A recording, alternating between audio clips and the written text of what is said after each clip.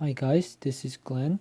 I want to just quickly talk about how to build your own anti 3-star bases and what you're looking for in an anti 3-star base. So I'm going to use my own base as an example just to show you the reasoning behind why everything is placed the way it is. So I'm just going to start off by saying that almost always you want CC in the dead center. That is so that the lure is difficult. You have to invest 20, 30 troop spaces just to get the CC out and poison and worry about it outside of the wall. In this space though, it's really hard to get the CC lure with just 20 troop space. You probably need to invest like 25, 30. So that's why these guys try to do a lot of queen walk on me so that they can get a cheaper way to take out some defenses and then take care of the CC. And also, I really recommend people start putting dragons or witches or these troops that the enemy knows they need to invest another poison for. Because if they start doing like, if it's like Hound or something that you don't need poison for, then they have more spells to work with to, to take advantage of your base. So to make it harder on them, even their second, third attacks, I would think about what troops do you need? I mean, what troops would require a poison for sure, or else it might mess up your whole raid. So let's go more specific to why things are placed. Queen used to be always somewhat centralized next to the CC, just so that it's harder to get to and kill. But nowadays, Queen is always offset to one of the sides. Now, the reason why this is because people started noticing that no matter how well you place your double giant bombs, if your queen is centered, you can enter the base from just about any angle, like every angle possible, like here. Every angle is liable for your queen to get killed and for the double giant bomb to be triggered. Now that's why you don't want your queen centered anymore. That's why I have it on the side. And a lot of people nowadays, what I see them do, like what I did here is have a king next to it. The reason why is so that the enemy has to kill my king first and then kill my queen, and that could screw things up. It could, it screwed me up in this world, so I know how that could feel. Also, notice that I make this pentagon shape with the air defenses and my queen. That's usually one of the ways to place your air defenses according to your queen. There's another way is for the AD to be placed like so. So it's like making an X, right? That's another common thing you see. Another thing you see is the V, like so. So it's not a pentagon, it's a V. That's another way of placing ADs. And another good way that I see a lot of new bases do are two like this. And then, how does it work? Damn it. It's like, what kind of shape is it?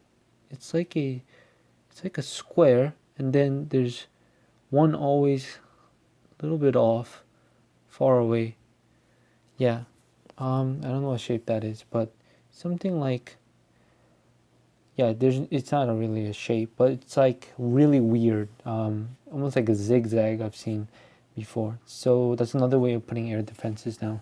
Another thing that was popularized was these mines being placed so that there's 2 or 3 of them in one air defense, but that sort of got negated as well when people started figuring out that, oh, they're putting those mines closer to the air defenses farthest away from the queen, so there must be 2 here and 2 here. So people started lightening those and then going for the Laloon for the other 2 air defense, and those 2 other air defenses don't have those mines, and now all of a sudden they're a lot weaker. So I say 1 for each is better, the best. Let's see how my air defenses work.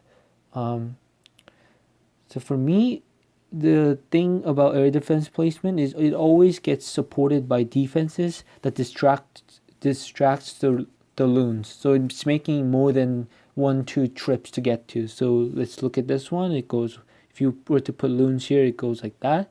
If you were to try to put it here for the archer tower, it would still go like this. If you were to try to put it here, it's going to go 1, 2, 3, always 3. It's, if you try to put it here in the mortar, it go 1, 2, might even go that way, not here. Here it would be like a lot of Tesla farms, so that's not good. So it's really hard to get to this air defense for sure. Even here, like you would think, hey, it's pretty easy. Just mortar, and then here, and then we'll get to it. But then there's a sweeper right here, shooting at your loons. So your loons are taking more time to get to the air defense. And same here, it's 1, 2, 3 trips. 1, 2, 3 away from the air defense. So always 2, 3, 4 trips and sweepers placed so that it covers a lot of defenses that get to the air defense. So yeah, that's how sweepers and air defenses should be placed. What else to look for? Another thing that's getting really popular is the 2 double giant bombs being placed where a Tesla pops out. I've seen it a lot in this war as well. So like people would assume, like I intentionally left this blank so people are assuming that maybe there's a Tesla here and then there's double giant bomb right there, right? So that you're crossing over. But for me here, it's obviously I placed my Tesla there. So basically it's making this funnel where there's nothing that exists here, there's nothing here, nothing here, but then it's like all the defenses are funneling into this Tesla and everything on this side to this cannon, lines up to the cannon, and then they have no choice but to cross over those double giant bomb. So it's like a impossible to avoid double giant bomb. These are probably one of the best double giant bomb things you can get when you have like a Tesla pop up and then it creates this double giant bomb path. Also notice that I always put spring traps near my double giant bombs. It's so that you can't just sprinkle 5-4 hogs to try to trigger it, trigger it, and you always have the spring traps where the hogs are going to land and stay. So if you dropped here, it's gonna land here. So you wouldn't put the spring trap there. You would place it right against the cannon, right against the expo, so that they're standing on it. Here you cannot avoid it because it's like one space apart, and one space apart spring traps between defenses like this is unavoidable. Hogs have to cross that and they will go flinging off the map. Another thing that I have here is instead of 2 double giant bomb spots, I have 2 double giant bomb and then 1 giant bomb, 5 little bombs, and then 1 giant bomb here. Now that's so that you burn a lot of heals. So you need to burn a heal here. You might get one like about here too. And then when you get about here, you don't have heal for this spot. And then it's always you need 4 heals or more, or else it's just not possible to 3-star this base with hogs. So this base will only be able to be taken down if you use maybe 10, 14 hogs for back end. Or ideally, what these guys did, you need to queen walk this base, or else you just cannot avoid these traps. And notice that the Teslas here are also, I strategically placed them here so that it's the farthest point from the queen, and that if usually you bring kill squad, 2 golems, you're investing, they're not going to be able to go across the map and tank for those Teslas. Another trap that I like to put is the mortar trap. So near the queen, it's a little bit offset. So if you put 2 golems instead of it targeting 2 defenses, it's basically making the golems come together and make it so that some defenses are able to target your wizards and other things. Same here. If you would try to put it like this golem would not go to the archer tower but go to here, and then this expo, cannon, archer tower, and this archer tower is going to bang on that golem and it'll die a lot faster. There's something called a golem trap inside my base, which is the sweeper. So what happens is usually these guys put golems here, somehow get it in, and then they get the queen, king, whatever, and then you would expect 2 or 3 golems to keep on going and carrying on around the base, but they don't because they get stuck to this sweeper. They're like, I need to get to that sweeper, while wizards and other things they can't get to that sweeper, so they take out this and they're like, oh, let's go to the next compartment. Or even here, it's once they drop a jump here or whatever, the golems will go like this, and then they go, oh, I want to get to that air sweeper, and then wizards are gonna take out shit here and then just go around the base that way. So the golems don't get a chance to tank for your troops. That's a golem trap. Last thing I'm going to talk about is so you get everything. Obviously, the air bombs here offset from the air defense so that it tries to get some loons with the wizard splash damage. So if there's like 3-4 loons coming up from north here, it would take those loons out. Same case here, you try to, push through those Teslas with loons, and if your hound doesn't pick up these air bombs, well, then your balloons are screwed. They're gonna get smoked. There's also 3 Teslas here, by the way.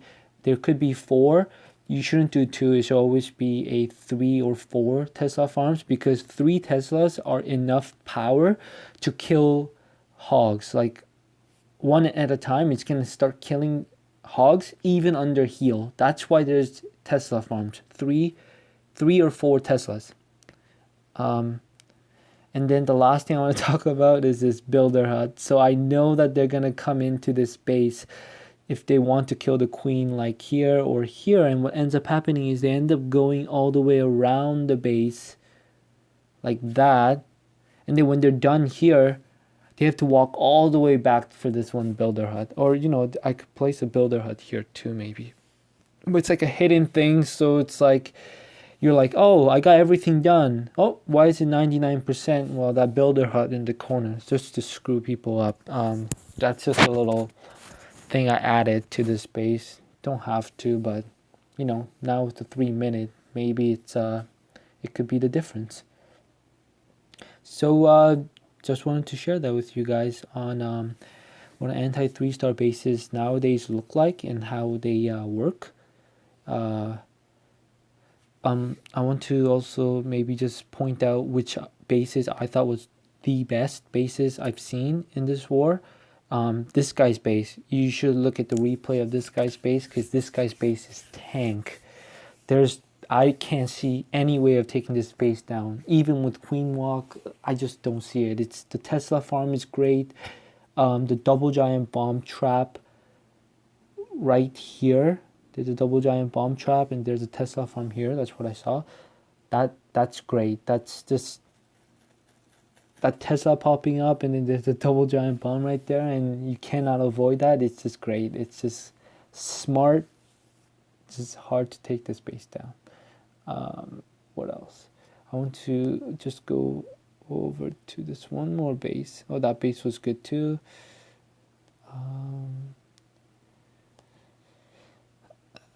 I took down this base, but I think this base was really good. This is a really good base too. So this base had the Tesla here. So basically the king doesn't work as a defense. So the reason why this has to work is all the defenses here aligned to this Tesla, and all the defenses here aligned to this air defense. They funnel into this air defense. So that's why you can set 2 double giant bombs right there, and those hawks cannot avoid those double giant bombs. You need to get, I got lucky, I somehow got my king in here and it triggered it, I think, was it, or my queen destroyed that Tesla, so this double giant bomb didn't set.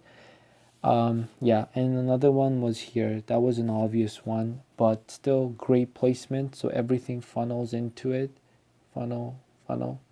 So you cannot avoid that. Hope this video helped determining how to make your own anti 3-star bases and what's a good anti 3-star base.